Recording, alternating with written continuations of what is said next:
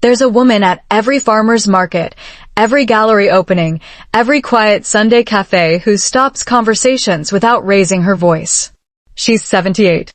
Women half her age have started quietly copying the way she dresses, without most of them realizing that's what they're doing. 7 specific choices explain it. The 7th has nothing to do with clothing at all. Here's the first. She almost never buys anything she can't picture herself wearing 5 years from now.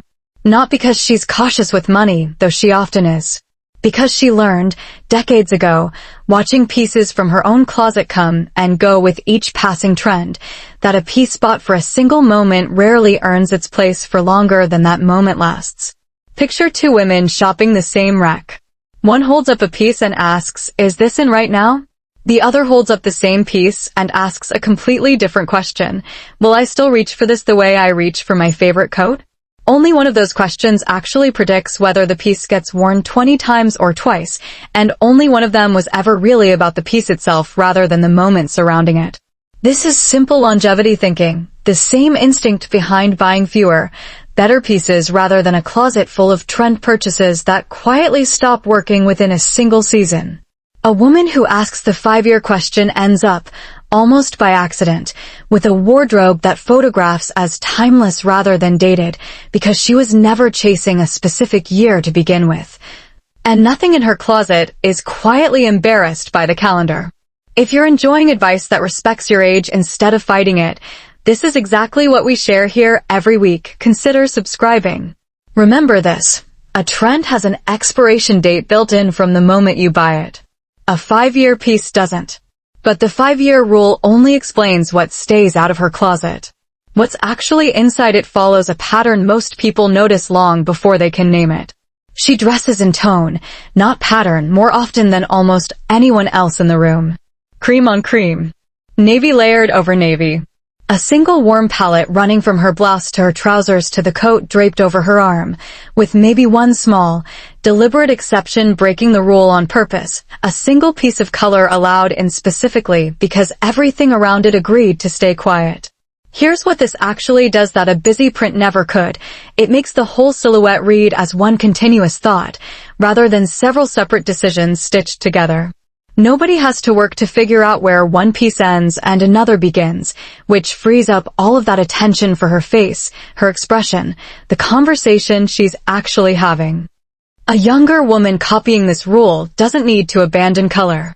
She simply needs to stay within one family of it at a time, soft blues rather than blue paired against orange, warm neutrals rather than neutrals paired against something jarring. Letting one palette carry the whole outfit instead of asking 3 different colors to somehow agree with each other.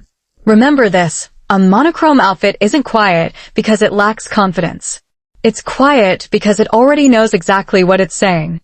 She has one signature detail, the same red lipstick, the same particular scarf, the same pair of statement earrings that shows up in nearly every photo of her taken across several decades, through every shift in trend that came and went around it. Here's why this matters more than it sounds like it should. A signature gives people something to remember her by, instantly, without her having to reintroduce herself every time. Ask anyone who knows her what she always wears, and they'll answer without hesitating, the same way you'd instantly recognize a friend's handwriting or the particular way she laughs. Quick honest question, do you already have a signature detail, or has your style always shifted with whatever caught your eye that particular season? Tell me in the comments. Most women worry a signature will make them look stuck in one era. The opposite tends to be true. A signature repeated with genuine consistency reads as identity. A style that changes completely every year reads as searching, as though the woman wearing it hasn't quite decided who she is yet, and is still auditioning new answers. If you're looking for your own, start small. A single lipstick shade worn consistently for a year, rather than a different one every time you're at the counter. Consistency is what turns a nice detail into a signature. A single wearing never does. Picture her standing in front of her own closet, 2 nearly identical scarves in hand, one slightly newer, one clearly her favorite, worn soft at the folds from years of use. She doesn't hesitate. The newer one goes back on the hook. The favorite goes around her neck, the same way it has for longer than most of her younger admirers have been alive. Remember this. Being recognizable was never the same thing as being predictable. A signature explains why people remember her face. It doesn't explain why they remember how she carried herself in a room, and that's a different rule entirely. The next rule is the one most women assume is optional, right up until they notice how differently she carries herself in it. She never leaves the house without something structured, a blazer, a well-cut coat, a jacket with real shoulders to it, even over the most casual outfit underneath, on the most ordinary day imaginable. This isn't about formality for its own sake. Structure does something physical that soft fabric alone can't. It holds a clean line the body doesn't have to work to maintain on its own, the same way good posture does without a single conscious thought behind it, freeing her from ever having to think about how she's standing. Picture her at that same farmer's market, jeans and a simple top underneath, but a beautifully cut jacket thrown over both, sleeves pushed up slightly against the morning warmth. Remove the jacket and the outfit reads as errand day casual. Put it back and the entire impression shifts without a single other piece changing, same jeans, same top, one entirely different woman standing in them. Remember this. Casual and careless were never actually the same word, no matter how often they get treated that way. A structured piece doesn't need to be expensive to do this work. A simple blazer from any price point, as long as the shoulder actually sits where your shoulder does, accomplishes the same thing a designer version would. The structure is doing the work, not the label sewn inside it. Structure explains why an outfit holds its shape on her. It doesn't explain why that shape always seems to fit her exactly right, and that's where a much quieter habit comes in. She visits a tailor more often than she visits a shopping mall. Picture her standing still in front of a fitting mirror, pins already marking a sleeve an inch too long, a shop owner kneeling at her hem while she reads something on her phone, entirely unbothered, as though this were simply part of owning clothes rather than a special occasion. A hem taken up half an inch. A waist nipped in after it shifted slightly. A sleeve shortened by a fraction most people would never consciously notice, only feel the absence of if it weren't done, the kind of adjustment that costs almost nothing and changes nearly everything about how a piece actually sits. Which of these 5 rules have you already been quietly following without ever naming it that way? The 5-year rule, tonal dressing, the signature detail, structure, or tailoring? Tell me the word in the comments. I read every single one. This is really about respect for what she already owns rather than a constant hunt for what's new. A $20 piece, properly altered, can genuinely outperform an expensive one that was never quite adjusted to actually fit her, hanging slightly wrong at the shoulder, or pulling half an inch too long, quietly undoing whatever the price tag was supposed to guarantee on its own. Remember this. Fit was never a luxury reserved for expensive clothes. It's simply the one alteration almost nobody bothers to make. Most tailoring costs less than most women expect, and the difference it makes is almost always larger than the cost itself. A single relationship with a good tailor, built over years, does more for a wardrobe than an entire season of new purchases ever could. If 5 rules built entirely around patience and intention can shape a wardrobe this thoroughly, wait until you hear the 6th, because it's the one rule that has nothing to do with what's actually hanging in her closet. She dresses for where she's actually going, not for some imagined idea of what a woman her age is supposed to wear. A gallery opening gets one register of dressing. A walk to the market gets another entirely. Neither one apologizes for the other, and neither one is treated as more age-appropriate than the rest, because that phrase, as far as she's concerned, was never really about age to begin with. It was about occasion, and occasion was always hers to decide, not a rule book written by someone who's never actually met her. This is the rule younger women copy without always realizing they're copying it. The confidence to dress for the room she's actually walking into, rather than a room built entirely out of assumptions about what 78 is supposed to look like. Assumptions she quietly stopped consulting somewhere along the way, without ever making an announcement about it. Remember this.